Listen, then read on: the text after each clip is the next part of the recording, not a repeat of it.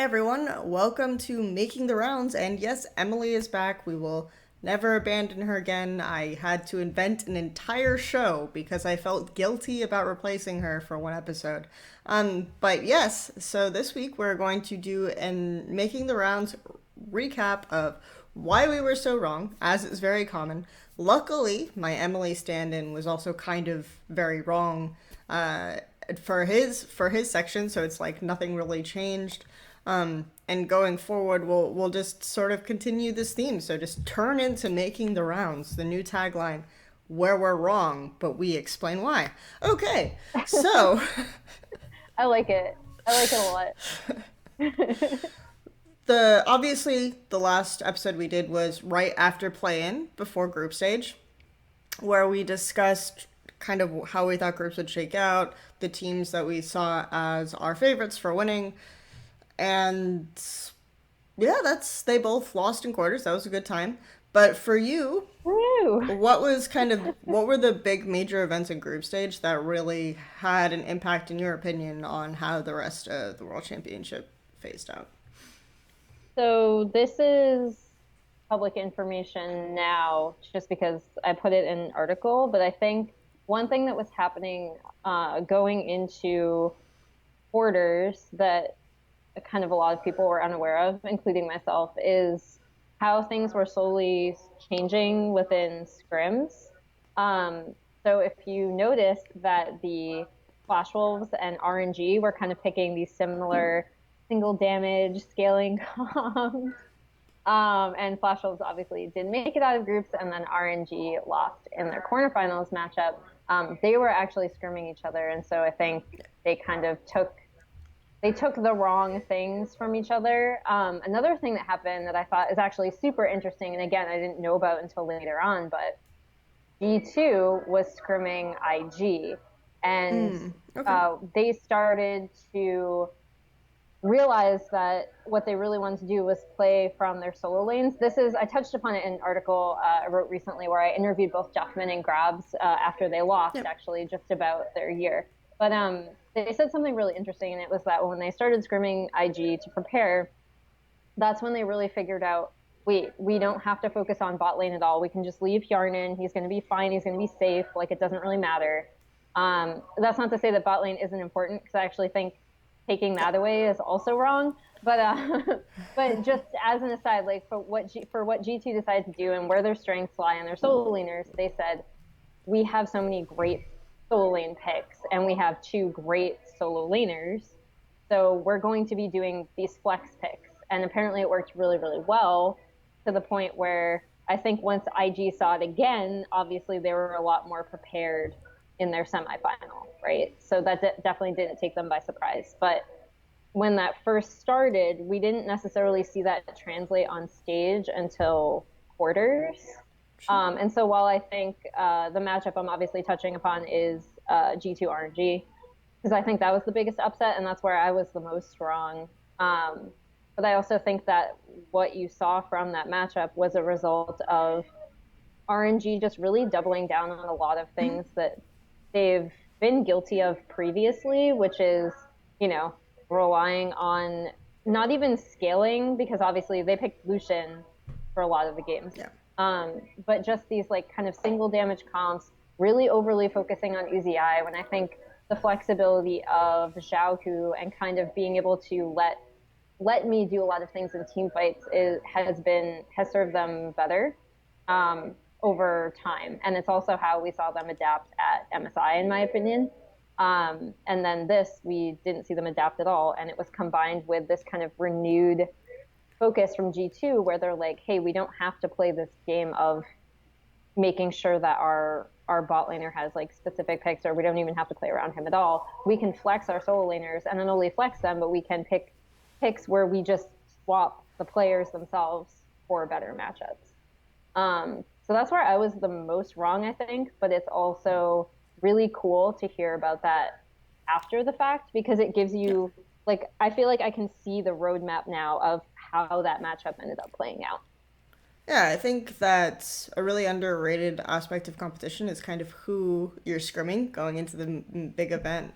what you're learning from them, and just in general the competition you face even on stage. Because obviously another really famous one was last year's World Championship, where Samsung Galaxy actually gave a lot of credit to RNG for playing them in group stage and learning about how to play around their bottom lane. So it was a little bit of an opposite sort of meta, and they succeeded a lot from having that. Obviously, they didn't have the same amount of time or gas in the tank this year to make a similar adaptation, but we have seen stuff like this in the past. I also think that, for example, when you talk about G2 and Flash Wolves and two other teams, for example, Stake was slightly vocal about saying that they taught G2 too much at IEM. Um, That's going funny. going into so G2 became much stronger in time for MSI in 2017 last year. And I think that and obviously G2's players, I guess I should say player, will say that they learned a lot from Flash Wolves in particular at that IEM. Yeah, that event that everyone said was worthless because no teams of significance were there except EU teams and Flash Wolves. So, the the big takeaway from me then is kind of what you get from international competition and where you build from there. And I think that the teams that are better at kind of soaking in information and applying it are the ones that tend to do better. Obviously, if you're G2, being able to apply a solo lane focus is a luxury you kind of have. Not all teams have that. I would say that if Flash Wolves had attempted that, they could have done something if they subbed in Hanabi, Mm. if they wanted to work with that solo lane setup, but that's not something that they've typically practiced or worked on. RNG, I would also say, would be able to incorporate that because even in the summer final, you had Xiaohu actually not playing poorly against Rookie and executing the 1-3-1 that way. In the spring semifinal against IG, mid jungle was really the key to their victory. So this kind Yeah. of doubling down insistence was just so weird to me. And of course, like Let Me was one of the ones who had the most success with Jace as a pick last year, just playing Yeah. domestically and everything else. So It was super frustrating for me because one of the things I really loved about RNG coming into this event is that I kind of thought they'd learned those lessons, even though they derped a bit when Uzi I came just back. And never assume teams learn, Emily. I This is what know, I've but discovered. they looked like they did because they did like. I know I keep bringing it up, but they did all these really cool like early game lane swaps, some of which were good, some of which I think gave up some advantages, but like it still showed they were thinking about what they wanted to do, and they had all these really cool strategies against IG.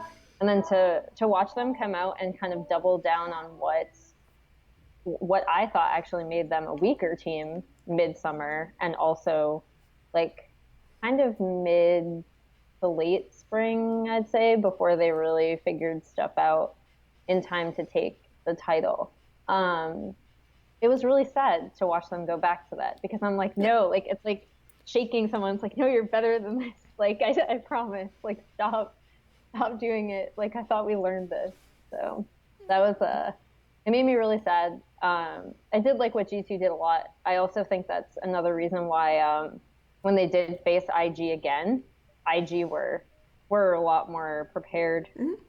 They knew what to expect, and they too also like if G2 wants to play that style, IG can certainly also Yeah. play through both of their solo laners very, very well.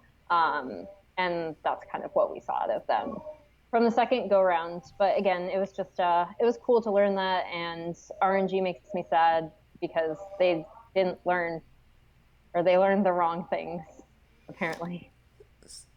So it's especially interesting to me that you would say that G2 RNG is your biggest upset. Because even though going into the tournament I predicted RNG to win it, I, after group stage, actually had it mapped out how G2 would beat RNG, and I still predicted RNG to win because of player names. So I think that stylistically it made a lot of sense for G2 to have that advantage over them. Would you say that that's been kind of the biggest takeaway from this World Championship? That's the biggest thing that successful teams have been doing correctly is playing to solo lanes.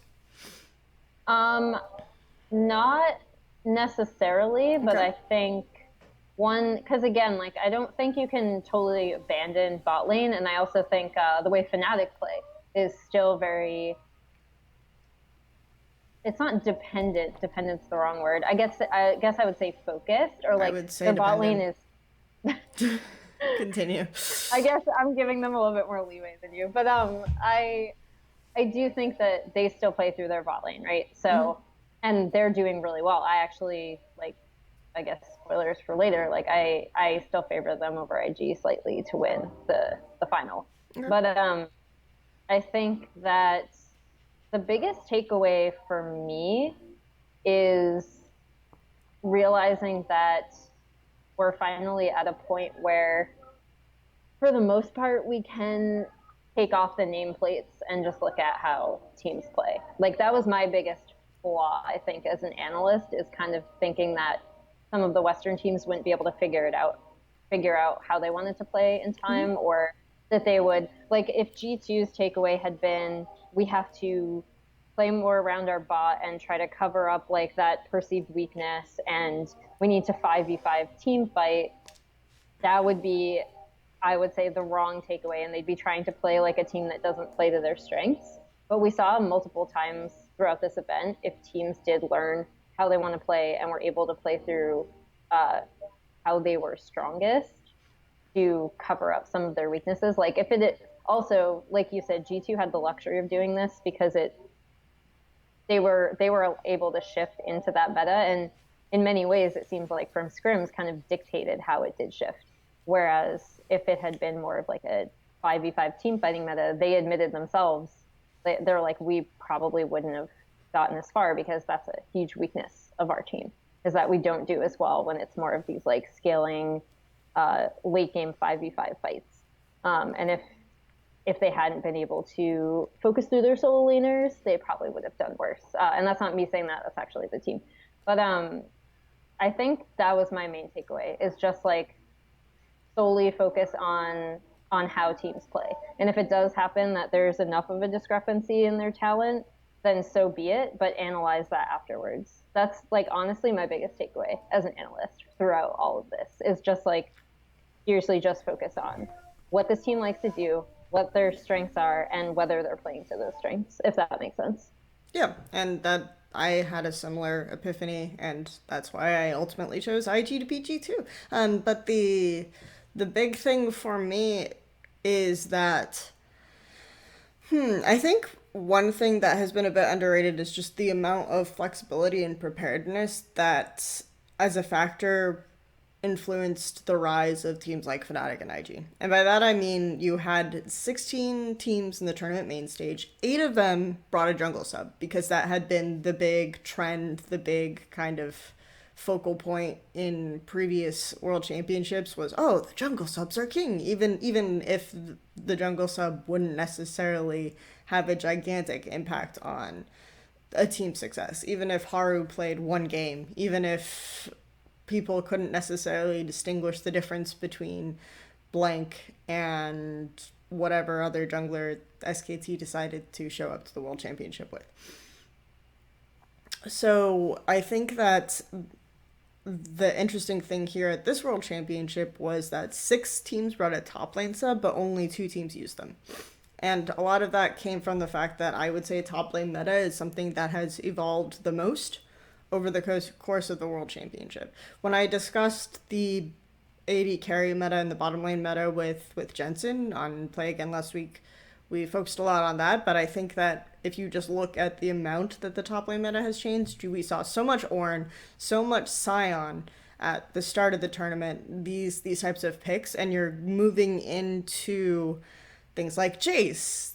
Obviously, Aatrox and Urgot are still stable picks, but things like Jace, things like Fiora, things like Victor, for fuck's sake, with Bwipo relying a lot on his experience as a bot lane mage player over the course of summer to bring out things like Victor, things like Swain, whereas the Shy has always been an extremely aggressive top laner who wants to play the most mechanically intensive shit and outplay you 1v1.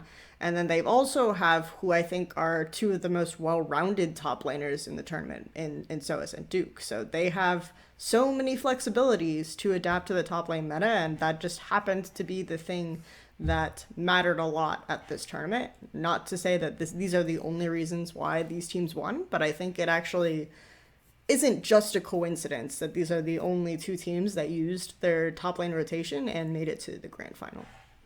I have a question for you then. Do you think that things would have gone differently for RNG if they had brought Zatai instead of MLXG? I think people tend to overstate a little bit how much Let Me focuses on tanks and how much Zatai focuses on carry picks. I think people tend to No, he sucks, Kelsey. That's what the Chinese community told me. They tend to overstate that a little bit too much. And I think that if RNG were aware that it was a meta-based issue, they would have just had Let Me playing carries, right? So I don't necessarily think having Zatai would have helped them if they were just so out of tune with what was good that they had Xiao who's still playing Scion mid in the quarterfinal. Or I guess he didn't play Scion, he played a lot of Aftershock Lysandra and some Galio. But if they still had Let Me only playing Poppy, only playing these types of picks and continuously losing lane all the way through, if he comes out with Shen, then I don't necessarily think having Zatai in, because it's not like Let Me absolutely can't play carries. Like, you had the best games, I think, for RNG of the tournament when he was on Aatrox.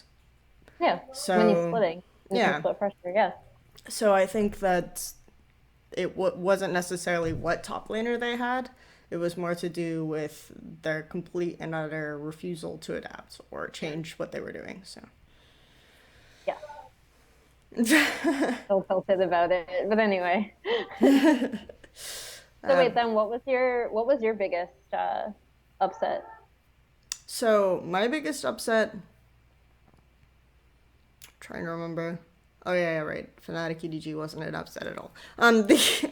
My biggest quarterfinal upset was probably Cena and Afreeca, because honestly, I was reviewing KT stuff, the KT versus IG stuff, and I thought that was still a pretty big upset. But going into the tournament, I was saying, okay, well, KT's macro is actually bad. Like, people are trying to pigeonhole KT into this SKT box and saying, oh, they're the best macro team at the tournament. They're so deliberate and smart about their ward placements. And it's like, okay, they're not resetting here, and IG is building this composition to collapse around mid lane, and they're just taking this fight for zero reason when they don't have items and they're doing all this crap.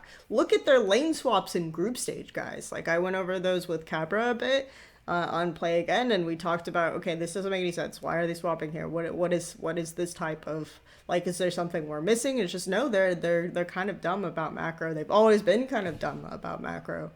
And so for me, putting them in a hole, a square SKT hole as a round KT peg doesn't make any sense. And I still thought that, and if I would go back with what I've learned, I would still probably predict KT to win, just because I think that IG, I wouldn't have the information that IG actually prepared really well for KT. And IG had a really good idea of what KT's weaknesses were and took advantage of some of the issues that they saw from them in group stage, which I would never give IG the benefit of the doubt to do something like that. And I actually think that their preparedness in bracket stage, obviously now that you told me they scrimmed G2 a ton, a little less impressed, but still, it's still very cool. So I think shout out to them. For me, the big upset was Afreeca Cloud9, because I felt like Afreeca actually figured out kind of how they needed to play in the context of the meta by the end of group stage. And we're seeing it more. Keen was playing really, really well. You had the ability of their bottom lane to hold out mid okay, and they were able to at least kind of get to a point where they could set a compositional timer against teams like G2, against teams like Flash Wolves. So I thought that Afreeca would be fine going into the quarterfinal. And instead we get a 3-0 by Cloud9, which is Ugh. honestly insane. Like, it's still pretty crazy that Afreeca didn't win a single game. So for me, that is definitely the biggest upset of the entire tournament. Yeah, Afreeca made me really sad because I saw a lot of things out of them in season that were a lot better than what they showed here. So I don't know, like they they used to be known for their creativity and their preparedness, and I don't feel like we saw either of those things uh, here at the World Championship. I So that was feel just like we kind of did. It was a bit late in group stage, but we did see them adapting to the compositions, and then also when they came into the quarterfinal, they had picks prepared. They had yeah. composition. I actually really loved their drafts. I thought their drafts are great. I would take a Afreeca draft over Cloud9 every single game. They just played like complete and utter garbage. Like, let's be honest here, they were so bad. There's no amount of you could say the players Yeah. themselves didn't prepare at all, which is a valid argument, but I don't think that there was a lack of preparation for Cloud9. So, No, I actually liked especially the like people were blaming the Victor top, and I don't think that was an issue at all. no. Um, my thing is more like they're I don't know because I can only guess as to what is going on with that team, but they seem to have like a complete communication breakdown in game in Sure. terms of what they wanted to do and when. Like when I talked about Afreeca before, I talked a lot about Tucson and his ward placement and how they would start these like skirmishes by combining, Kuro and then Tucson on an engage support. And that never came to fruition. Spirit looked really out of sync with the team when he was playing and did some weird things that didn't reflect what was going on with his lanes. And so I was just wondering, like, I guess I was left wondering what happened with this team because I feel like I still can't speak to it without knowing what was going on internally. If that makes sense. Yeah. Like, the only thing I know is that they practice like a ton, right? That's the thing that came out is, and we kind of already knew because I Love Oof has not been shy about talking about it, but, he talked about it with us at ESPN, Yeah. and it's just like I don't know if you can just attribute this to complete and utter burnout or what. Like if the players were just so done going in, because I know they said going into groups they were probably at like their worst mentally. Sure. And it seemed like they'd figured stuff out, and then to come out and have that kind of quarterfinals performance where it really to me just looked like solo queue, like they just weren't communicating at all. It was really frustrating. Yeah, I would agree with that. I think that it's interesting because a lot of the narrative that Loco Doco has put out that I think has been sort of glossed over was that this year Korean coaches were lazy. In general, they were partying a lot in the evening with each other while their players were practicing, and they were just getting a lot out of their players working really hard. And I don't necessarily if I Love Uv is has so much bravado to talk about how hard his team particularly works. It would be really weird for me if he was part of the problem as well, or if he was someone who was also not working hard, or if this was a big part of the factor. What do you think of the overall argument that Korean teams blanket weren't prepared for the more aggressive early game aspects of the way that teams like Cloud9 or teams like Vitality were playing? Because obviously both Gen G and Afreeca ran into this problem. Arguably, KT were too aggressive when they shouldn't have been, but They tried to fight with scaling. Yeah, like that was just oof. Yeah, that was just a complete misunderstanding of what their composition was supposed to do. Like IG was like, "I'll fight you," and they're like, "Okay," even though they have no items. Um, I think so. When I look back at like, because I've been thinking about this a lot, I've been talking to a lot of people. I need to watch Loco's videos because I actually didn't know that about the Korean coaches. Mm-hmm. That's a very interesting piece of information to add.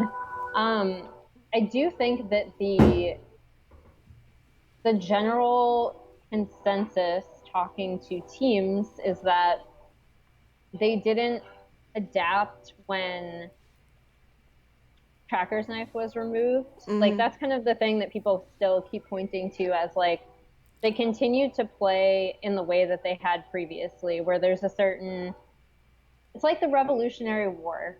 And I promise this will make sense. Yeah, go for Um, it. the British the British went in with this expectation that like you go in and you march and you have a organized fight. You Oh know, yeah, like one sure. side comes in, the other side comes in, and that's not actually what happened because the like rebel factions from America used guerrilla warfare by like hiding out and using all these different tactics.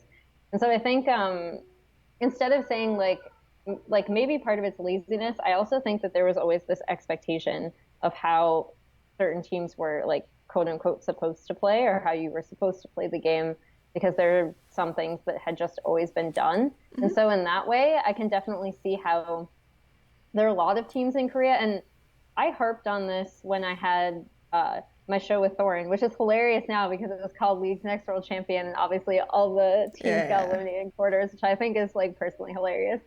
But I talked about it then too, where I was like, Korea does not have, in my opinion, a really strong team who takes advantage of all the things you can do early in a game. And um, I feel like that trend continued. Like it was also my issue with Griffin when I was talking about Yeah. Griffin. People were super high on them. They were like, well, they skirmish early, and I'm like, yes, they do, but like, what do they do with it? Like, do they actually change their vision No. patterns? Do they Mm-hmm. actually go after neutral objectives? Or do they just wait to scale in 5v5 because that's what they're most comfortable with? And in my opinion, it was always the Yeah. latter, even if we did see them skirmishing early. So I think going into this tournament, what a lot of teams that outside of Korea understood a bit more than Korean teams was when you could fight with early power spikes and how you could abuse gaps in vision. I think those are the two things that I saw from the Korean teams that qualified for this tournament. And I know people have been saying like, oh, the teams that we're scrimming now, like Damwon is one that people have shouted out. Um, Griffin is another because they're scrimming now. They're scrimming teams at Worlds. People have pointed out that like it's not every Korean team, but the teams that happen to qualify, right? It's like Genji coming Mm-hmm. out of the gauntlet and qualifying again. We always knew that they were this style of Mm-hmm. team, right? Like it's not a surprise as to how Genji lost. It's kind of sad that they did, but at the same time, you can definitely see how it happened. And if there's anything that I have to point out that happened in Korea this year, just on the whole, I think a lot of teams really didn't know how to take advantage of what Fog of War does for you. You know, like Yeah. just because I don't know if it's because that is how things had always been done, and coaches were lazy and they didn't scout. But like the things I saw from certain Chinese teams, even if sometimes they were bad ideas, at least they were trying to push the envelope in terms of what they could do with these new gaps in vision. I actually think, weirdly enough, I know I brought them up in another video I did or an article, but Hanwha Life Esports Mm-hmm. I actually thought did a pretty good job of that. Like in my opinion, they actually had a fairly strong early game. Their mid and late game were terrible. Yeah. So obviously they couldn't contend when other teams tried to 5v5 them or when they just dove an inhibitor turret and didn't have the wave or whatever because they're stupid sometimes. But I do think that they were one of the teams that I thought was taking advantage of Fog of War early and able to get early advantages or going for more aggressive turret dives. And that's what I didn't see from a lot of the teams that qualified, So do you except for Afreeca. I feel like Afreeca still had that yeah. potential and they just like that's internal issues. Like I don't it's kind of like 2015 China where each team that failed has a very specific kind of reason uh why Sure. they didn't perform. So two things. First of all, what do you think about KingZone, for example? Like, because I think that this is this is a team that should have succeeded, right? Because Peanut was always the guy who didn't even build Tracker's Knife when Tracker's Knife was a thing. They often played aggressively in lanes. They looked for a lot of skirmish opportunities, especially around top lane, and they continued to have like, even when in summer when they weren't performing the best, they continued to have probably the largest gold lead on average at 15 minutes of any team in the context of LCK. So you don't think that this is the kind of team that would have punished problems like this or would have forced teams to adapt to an extent? No, I think they would have actually. I think the way that KingZone likes to play is suits this style very, very well. I think during the I don't know what happened to them in the qualifier, but one thing that really annoyed me, I actually don't usually like to go to drafts as a reason why teams lose. But one thing that really annoyed me about KingZone's drafting against Gen G specifically, and I think I brought this up actually in our first thing, like way before when we were doing like group draw or something. Yeah. But they didn't draft for Gen G because if you draft for Gen G specifically, Sure. I think they're actually a bit easy to take out because they're very predictable. But when you draft and you just ban like OPs or like what's good on the patch, that doesn't necessarily stop Gen G because they'll just pick pocket picks and wait to scale and then fight you. I also think that like I don't want to say too much, but I think that they also had some internal issues going on with the team at the time of their qualification. So I'm not using that as an excuse. I'm saying it was a thing, and that did affect their performance. But I think if they'd made it through the qualifier, I think they probably would have performed a bit better, just because the way they liked to play, especially last year, even when it was exploited by Samsung Galaxy, with using split pressure, relying on solo laners, especially like giving resources to Khan so he does succeed, that I feel like that would have worked at this tournament pretty well. Yeah, and I guess for me, the why I bring up KingZone is I think it's a little bit weird that when people focus on specifically LCK teams being unprepared for early skirmishes, teams like KingZone and KT don't get brought up as counterexamples that should have been able to kind of test this early game quote unquote holes. Also, I don't necessarily think it was the Tracker's Knife change specifically that altered this, because you remove Tracker's Knife and people are just not going into River because it's too high risk. But now you add things like Scuttle, which I think is a much larger impact. It actually forces teams to skirmish much more early on, and you are in that position where you have to really contest that, and you don't necessarily have the tools sufficient to adapt, so you have to rely much more on having a strong level 2 or something along those lines. So I think that saying Tracker's Knife is a bit of a misnomer, because if it is Tracker's Knife, well, that was already in effect at MSI. And KingZone's problems, I don't think, were Tracker's Knife related. I don't think it's fair to say that. And then people, again, bring up Griffin a lot, as you mentioned, as a team that could have done well, but Griffin are a team that scrimmed RNG a lot as well.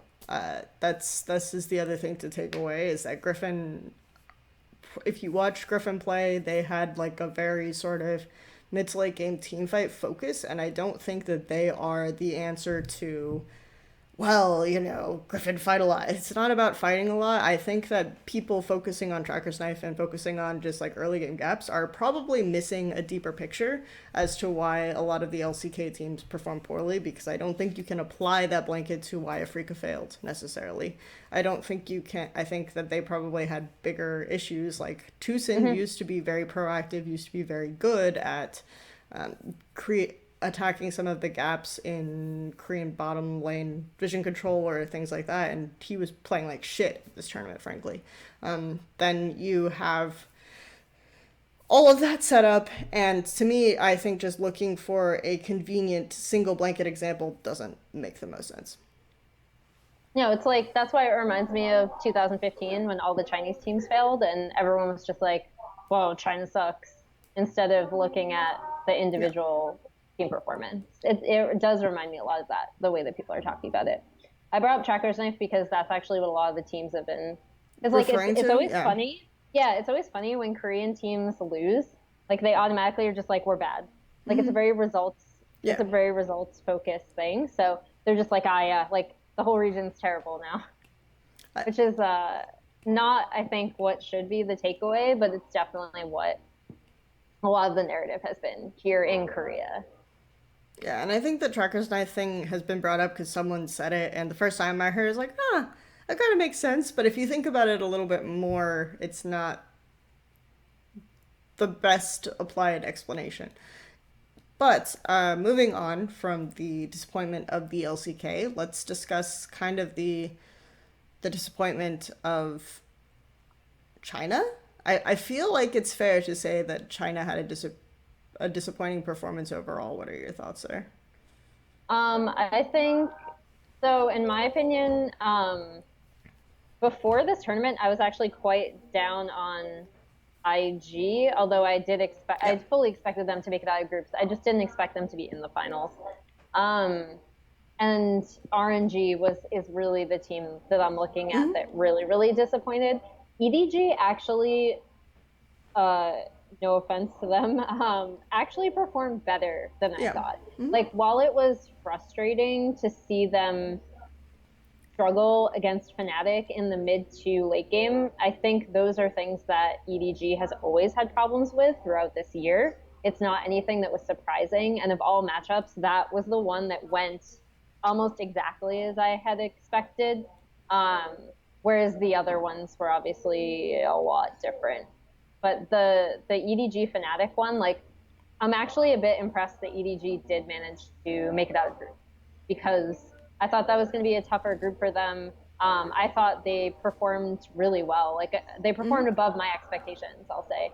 Um, the big disappointment for China. Sorry, it's getting kind of loud. Try to talk over it, but the big disappointment for China for me is RNG.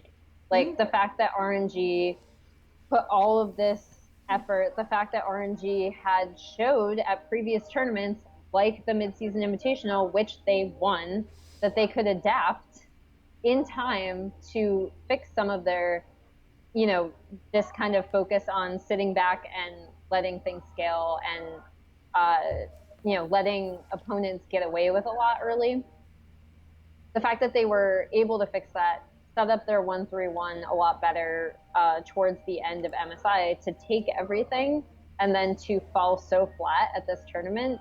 Like Korea might have had a ton of issues, and obviously that's very disappointing.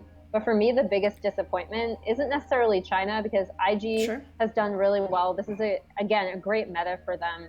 They're thriving in it, and I actually think they've played a little bit better than I expected um, in terms of how they've kind of grabbed this meta and ran with it and really within what works for them as a team, which I actually think is really good. And the EDG performed better than I expected. So I'm not sure if it's a disappointment of China or just a really massive disappointment from RNG is more my philosophy on that.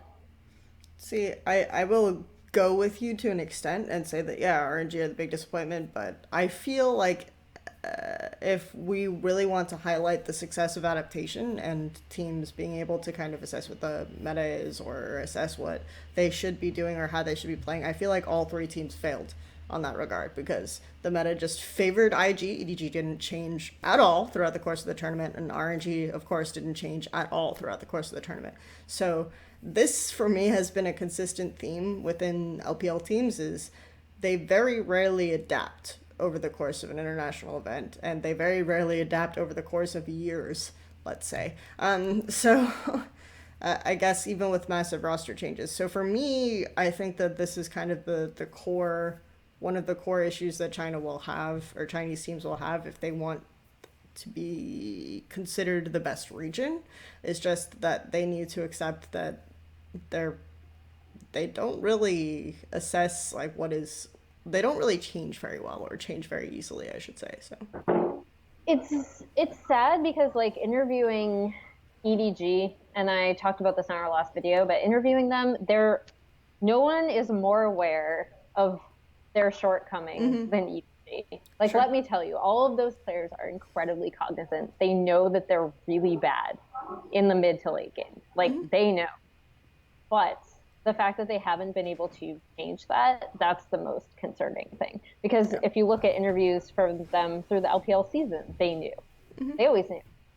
And I don't know what has to be done to get them to recognize or evolve or try to change and improve what they're doing. The one thing that I think is interesting, not in terms of adaptation, but just in terms of how they like to play, is if JDG had qualified. Yeah. I think that would have been really interesting because, again, like IG, I think this is a meta that suits them very well since they really love playing through their two solo laners because Kind they're of. both I feel yeah like sort at of times they should play to Zoom and don't, so they could have come into some issues, but yeah they do kind of leave him sometimes. I do love both Zoom and Yagao though, and I feel like they would have performed really yeah. well this. So controversial statement, Zoom is better than the Shy. Anyway, let us. Oh, you're gonna have a lot of like, Yeah, maybe, but I don't think it's that controversial. Anyway, the but that's kind of what I had in terms of discussing this tournament, what kind of went wrong, what kind of went right. Quickly before we go away, what do you think has been Fnatic's biggest secret to success? Because I feel like this was a team going in where a lot of people had tentatively high hopes for them, but going to the final was always sort of a possibility from my perspective, but it wasn't really a for sure thing, and it felt like a for sure thing almost when the tournament started, when they made it out of the group stage in first. So what do you think Fnatic are doing really well that other teams might not necessarily be doing? so I think secretly they're still playing around their bot lane, or not so secretly because he said that they're bot lane dependent as well. But I think in a tournament where people are talking about solo lane focus and you have teams like G2 swapping or using flex picks where they can just do lane swaps. Um, I think Fnatic has stayed true to some extent in terms of how they like to play through their bottom lane a lot. I also think that one player that I definitely underestimated or underrated going into this tournament is Roxa, who has made a huge difference in the jungle for that team. I definitely underrated. I mean, I also think that he is performing particularly well, like probably the best I've seen him. But I underrated how much he would be able to do for that team. And even though I still think they have some issues, especially like I would say like early to mid game, some of their decision making, like when they decide to take turrets or going for some turret dives where teams can kind of collapse and take advantage of the fact that they over focus in places. I think as a general rule, Fnatic has done those two things really well, and also again just very quietly. I say quietly because people have all they've been doing is talking about solo lanes, right? Since quarterfinals, um, kind of quietly playing through their bottom lane. Still, like the bringing out the Sivir, the Ezreal, that kind of thing, right? It was, yeah, Yeah, where yeah, I would agree that they get a lot out of their bottom lane, I disagree with them saying that they play to bottom lane. I would say okay, that they like to get bottom lane ahead so that Hylissang can roam mid. mm, They like to get priority so that Hylissang can influence mid lane, and again and again we see Fnatic moving from side lanes to mid to kind of help caps, and they'll put caps in sometimes bad, just terrible matchups or scaling matchups and think that, okay, we can get mid lane ahead anyway by playing the 3v3 better with jungle support or jungle top or whatever else. And so that for me is really Fnatic's big mechanism. And if they don't get bottom lane ahead, that doesn't happen, and then they just have a losing mid lane matchup, and they look ridiculous against Scout and Rookie. So this is what ends up happening to Fnatic, and this is where some of their issues lie. I think that they're okay overall against IG because I don't think IG will really necessarily focus a lot on playing to their bottom lane. I think that they will, especially after we saw what happened in the semi-final against G2, I think they'll focus much more on top or mid. And you saw G2 kind of trying to get bot lane priority in a similar fashion to Fnatic. I would assume, based on picks and a bunch of other things, that G2 actually probably prepared for semifinals for by scrimming Fnatic. So I would assume that they were working on trying to get priority in their bottom lane, and IG had good side trading mechanism in place where they sent their jungler to the opposite side of the map, or sometimes Ning even just kind of counter ganked or made sure he had good vision in place to prevent that kind of thing from happening. So I would say that it's still possible that Fnatic would lose out, but I don't necessarily think that Fnatic will necessarily play super hard to bot so much as get a strong 2v2 matchup. And then if Ning goes bottom, we'll see a situation like what happened the first time these two teams faced in the group stage, where Ning just ganked for them. They snowballed really hard. Fnatic never really got the mechanism to help Caps effectively in the mid lane, and they just lost from that. But I think that if they focus more on getting a strong 2v2 bottom lane and making sure they don't get dove or ganked in that regard, then they're in a pretty good position. So what about you? I'm also looking at the jungle matchup, not because of 1v1, but kind of like you said, how they both like to use their mid laners and the mid jungle 2v2, because I think a lot of people have been a bit hard on Caps during, like, specifically for his matchups against Rookie, when most of them were he was picked into a losing matchup. So I think that's been something that I feel like people have a bit unfairly criticized him for, just because of the way the team likes to play. But for mid jungle 2v2, that's kind of where I think the edge goes to Fnatic for me. And the reason for that is because even though, like, so I harp on Ning a lot.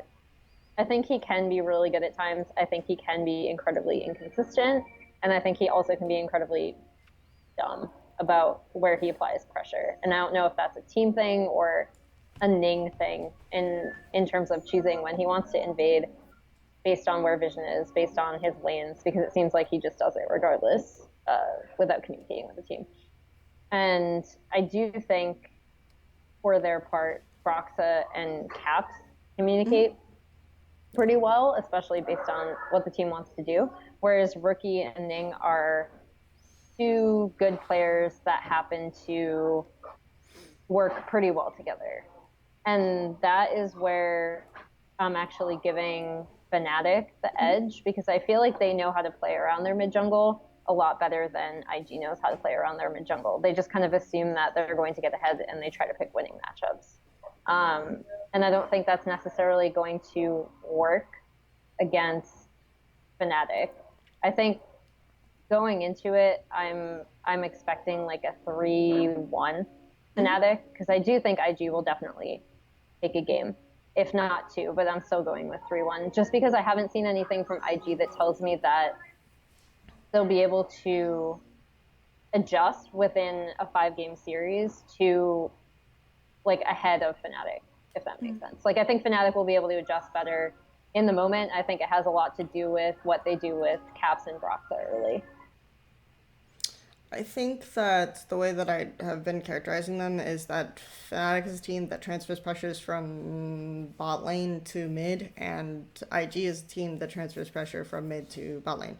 But they want Rookie to be able to kind of solo transfer that pressure, so their mid jungle synergy isn't super on point. Whereas everything sort of folds in the map on top of Caps for Fnatic. So Rookie will be, in many cases, 1v3. Do we think that he can perform well in a 1v3? Well, he has occasionally, but I would say that as long as Fnatic aren't bleeding all over the floor by that point, then they end up having just better control of the map than IG have had, because they have a lot of flaws in mid to late game. If they can't get the enemy team to fight them mid or to fight them in jungle. So I think that that's where I would focus on giving Fnatic the advantage.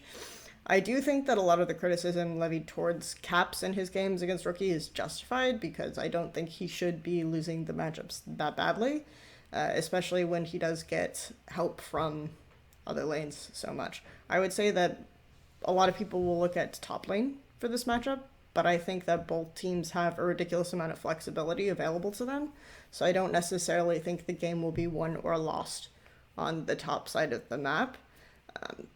Especially since both teams have the option of sort of refreshing by bringing in Duke or bringing in Soaz and playing out the game from there. Okay, so any final words? No, I mean, I'm picking 3-1 Fnatic. I think this tournament has taught me a lot, just as someone who looks at the game, and I'll be a lot more cognizant of certain biases going forward. So I'm really weirdly grateful to this world for that, even though I'm like sad that that certain teams like did fall so flat. Because it's always like, it's not about being sad that they lost. It's about being sad that you don't see the full potential, or you don't see a team come out. Like, the best thing you can ask for a tournament is for all teams to come out and play their best, and then you have a winner. And I don't feel like that happened this year, but I feel like it also taught me, this tournament specifically taught me a lot about myself and stuff that I can apply to analysis going forward. So I want to bring that up just because it's something really interesting that I will take away from this in a really good way.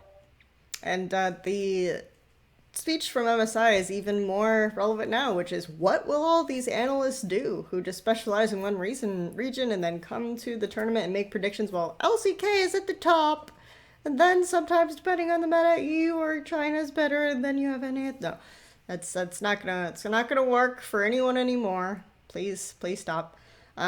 So that's the conclusion. This has been Emily coming to you from a South Korean circus, and myself, Kelsey Moser, with Making the Rounds. Thank you guys for bearing with us, and have a great final.